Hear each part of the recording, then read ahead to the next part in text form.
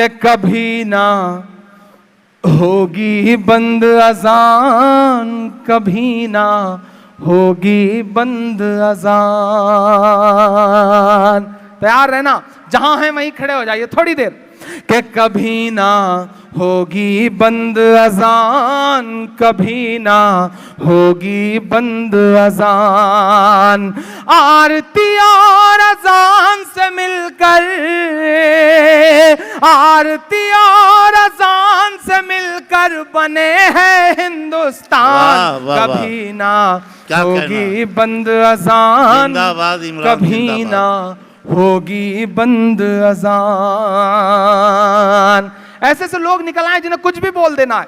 आजकल तो अभी परसों बाबा रामदेव ने कहा कि जंग हो ही जानी चाहिए, तो मैंने उनको मैसेज किया कि साहब सबसे पहले तो सलवार पहन के आप ही भागोगे, बस आप चढ़ा रहे हो कि जंग हो ही जाना चाहिए। पुलिस की एक लाठी देके भाग लेते हैं, तो जंग हो जाना चाहिए, जंग हो जाना चाहिए। ये जो नए नए लोग निकल आए हैं जो तय कर रहे हैं आपको क्या खाना है, क्या पहनना है, क्या बोलना है, और आजकल तो कुछ ऐसे भी निकल आए हैं जो तय कर रहे हैं कि आपको कितना करना है। नए नए लोग निकल आए, कोई नहीं, कल समझ में आएगा। कुछ बातें कल समझ में आती हैं, आप कल भी हंस सकते हैं, कोई शिकायत नहीं होगी। लेकिन दिक्कत यह आएगी कि जब आप अकेले बैठ के तनहा कहीं हंसेंगे तो आपको खुद पे और हंसी आएगी कि यार इमरान ने रात में एक बात कही थी 2:15 बजे, अभी समझ में आई, तो आप वहां भी हंस सकते हैं, कोई दुश्वारी नहीं है। ऐसे से लोग निकले हैं साहब। ऐसे दौर में जब कोई ये कहता है कि अजान से नींद में खलल पड़ रहा है, तो मुझे याद आता है कि मैं इलाहाबाद से हूँ। मेरे घर से 500 मीटर की दूरी पे बहुत सारे मंदिर हैं। नदीम भाई जौनपुर से हैं, वहां भी यही कल्चर है, यही तहजीब है। हम सब रात के 4 बजे 5 बजे घर लौटते हैं, थके हुए, नींद में डूबे हुए, और जब सोने का वक्त होता है वही लम्हा है जब मंदिरों में भजन शुरू होता है। लेकिन मैं पूरी जिम्मेदारी से यहां खड़ा होकर कहता हूं कि आज तक किसी भी वक्त किसी भी मंदिर से निकलने वाले भजन की आवाज ने मेरी नींद में कभी कोई खलल नहीं डाला। यही हिंदुस्तान है, यही वो हिंदुस्तान है जहां मस्जिद से निकलने वाले अजान से किसी की नींद में खलल नहीं पड़ता, मंदिर से निकलने वाले भजन से खलल नहीं पड़ता, गिरजा घर से निकलने वाले प्रेयर की आवाज से किसी की नींद नहीं टूटती, और मजे की बात यह है कि चर्च से निकलने वाले आवाज से भी जब वहां शुरू होता है प्रेयर तो उससे किसी की नींद नहीं टूटती। यही तो हिंदुस्तान है। लेकिन नए नए लोग बना दिए गए हैं साहब जो तय कर रहे हैं। तब मैं ये नज्म पढ़ता हूं कि कभी ना होगी बंद अजान, कभी ना होगी बंद अजान। आरती और अजान से मिलकर बने हैं हिंदुस्तान। कभी ना होगी बंद अजान, कभी ना होगी बंद अजान। के लम्हे भर की अजान लगे है तुझको गुंडागर्दी। सोनू, काश सोनू निगम साहब ने ये बातें कहने से पहले अपने उस्ताद मोहतरम मोहम्मद रफ़ी की उस बात को याद कर लिया होता कि वो खाने काबा में अजान देने की क्या हसरत रखते थे। सोनू निगम साहब, आपने मोहम्मद रफ़ी साहब से गाना गाने की तरकीबें तो सीखी, म्यूजिक तो सीखी, लेकिन सलीका और संस्कार नहीं सीख पाई। एक सच्चाई है। मैं ये बंद पढ़ता हूं साहब कि लम्हे भर की अजान लगे है तुझको गुंडागर्दी। हमने तेरे गाने घंटों झेले हैं बेदर्दी। हमने तेरे गाने घंटों झेले हैं बेदर्दी। गायक बाबू, गायक बाबू बेहद नालायक है तेरा बयान। कभी ना होगी बंद अजान, कभी ना होगी बंद अजान, होगी बंद अजान, कभी ना होगी बंद अजान। आखिरी बंद पढ़ता हूं। अब तक जो कुछ पढ़ा एक तराजू पर, ये एक बंद एक तराजू पर।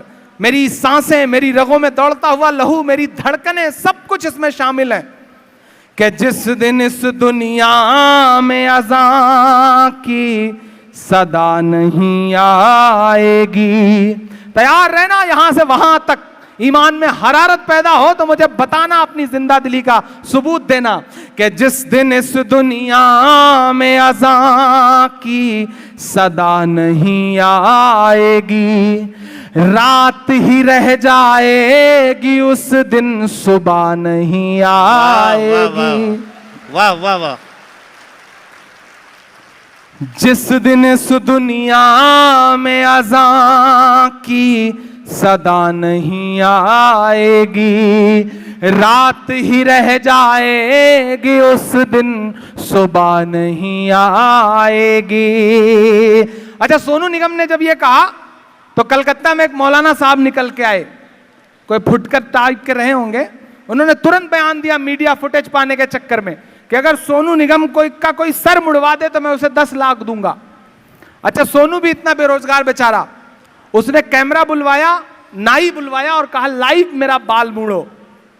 बाल उतरवा दिया बंदे ने, उसके बाद कहा मौलाना साहब लाओ 10 लाख। अब मौलाना साहब बगले झांकने लगे। उन्होंने कहा नहीं मैंने ये थोड़ी कहा था, मैंने तो कहा था कि गधे पे बिठा करके मुड़वाया जाए। मैं जितना सोनू निगम के बयान की मजम्मत करता हूं उससे ज्यादा उन मौलाना साहब के बयान की मजम्मत करता हूं। इस्लाम इसकी इजाजत नहीं देता। आप अल्लाह के रसूल मस्जिद नबवी में बैठे हैं सहाबियों के साथ, अपने साथियों के साथ, एक शख्स पहुंचता है और आपके सामने मस्जिद नबवी में पेशाब करने लगता है। आप उसे बुलाते हैं, मना करते हैं, सहाबी दौड़ते हैं मारने के लिए, तो सबको मना करते हुए उसे अपने करीब बुलाते हैं और उससे कहते हैं कि मस्जिद अल्लाह की इबादत का घर है, पेशाब करने की जगह नहीं है। साथियों से कहते हैं इसे साफ कर दो। वो शख्स आपके कदमों में गिर पड़ता है और कहता है मुझे कलमा पढ़ा दीजिए। ये है इस्लाम, ये है इस्लाम। इस्लाम किसी आदिल डार के बम बांध करके किसी जगह कूद जाने का नाम नहीं है। इस्लाम तो कमांडर नसीर अहमद का नाम है जो अपने साथियों के साथ उस बड़ में चिथड़े उड़वा देता है। जिसका जन्मदिन एक दिन पहले रहता है, उसका परिवार उसे कहता है कि आज मत जाओ ड्यूटी पर, लेकिन वो कहता है कि नहीं, वतन की मोहब्बत ईमान का आधा हिस्सा है, जिंदा रहूं या मर जाऊं मुझे वतन की हिफाजत के लिए जाना। इस्लाम तो इसका नाम है, इस्लाम उसका नाम नहीं है साहब। जो ये फुटकर लोग इस्लाम को बदनाम करने की साजिशों में लगे और मीडिया उसे हवा में देने में लगा है। आप कहते हैं कि इस्लाम नाहक खून बहाने की इजाजत देता है। इन दिनों तो यह बहस और बड़ी हो गई है। मैं इस डाइस पे खड़ा होकर कहता हूं कि नहीं, इस्लाम कभी नाहक खून बहाने की इजाजत दे ही नहीं सकता। जो मजहब वजू करते हुए नाहक पानी बहाने की इजाजत न दे, वो भला नाहक खून बहाने की इजाजत कैसे दे सकता है? गलत लोग अगर इस्तेमाल कर रहे हैं तो उनके खिलाफ बोलने की जिम्मेदारी भी हमारी है। हमें बोलना पड़ेगा ऐसे लोगों के खिलाफ। अल्लाह के रसूल सिर्फ मुसलमानों के लिए नहीं आए थे साहब, वो रहमतुल लिल मुस्लिमीन नहीं है, रहमतुल लिल आलमीन है। पूरे आलम के लिए रहमत बन के आए हैं। ये बात हमें समझानी पड़ेगी। महेंद्र पंत साहब एक बड़े हिंदी के बड़े अच्छे राइटर हैं, सोशल मीडिया पे बहुत अच्छा लिखते पढ़ते हैं। उन्होंने एक जगह एक कोट लिखा था कि मुसलमानों को ये नहीं देखेगा कि तुम्हारी किताबों में क्या लिखा है, कोई ये नहीं देखेगा कि तुम्हारी हदीसों में क्या लिखा है, कोई ये पढ़ने नहीं जाएगा, वो तुम्हें देखेगा और अंदाजा लगाएगा कि तुम्हारी किताबों में क्या लिखा है। इसलिए इस दुनिया में अपने आप को अपनी किताबों जैसा बनाओ। जो तुम्हारी किताबों में लिखा है उसे अपने किरदार में उतारो। नहीं उतार पाओगे तो आने वाला वक्त बहुत बुरा होने जा रहा है। यह एक सच्चाई है। मैं आपसे गुजारिश करता हूं कि ये जो नया माहौल खड़ा किया गया है, इस पे आगे निकलिए। मैं सलाम करता हूं। हम आप दिखावा नहीं किया करते थे, हम आप आगे बढ़ करके चीजों में पार्टिसिपेट नहीं किया करते थे, लेकिन इस बीच मैं नई नस्ल को सलाम करता हूं जो सोशल मीडिया पर रहती भी है, जो 15 अगस्त और 26 जनवरी को मदरसे पे तिरंगा लेके खड़ी हो जाती है और दुनिया को बताती है कि देखो देखो हम इस वतन से कितनी मोहब्बत करते हैं। ये वतन औरंगजेब नाम के लफ्ज को गाली देता रहता है और उधर कश्मीर में औरंगजेब नाम का एक सिपाही वतन पे अपनी जान लुटा देता है। हम ऐसे दौर में भी जी रहे हैं, हमें इस तरह के नजीर पेश करते रहने पड़ेंगे। मैं आखिरी बंद पढ़ के विदा ले रहा हूं कि जिस दिन इस दुनिया में अज़ां की सदा नहीं आएगी, रात ही रह जाएगी उस दिन सुबह नहीं आएगी। कि अल्लाह तुझे हिदायत दे दे,